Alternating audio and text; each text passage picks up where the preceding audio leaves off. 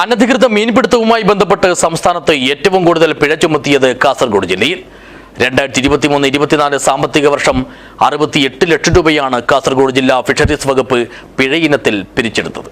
This news sponsored by ഉയർന്ന ഗുണനിലവാരം, തികഞ്ഞ വിശ്വസ്തത, ജനതാ പാൽ.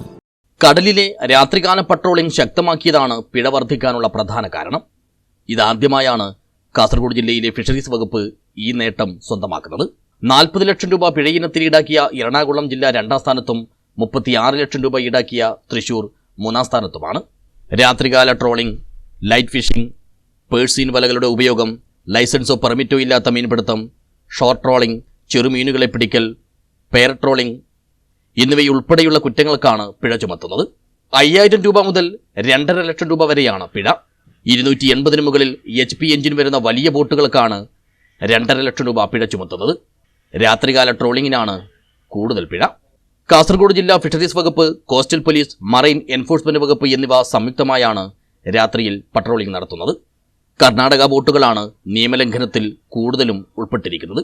News bureau, Kasaragod.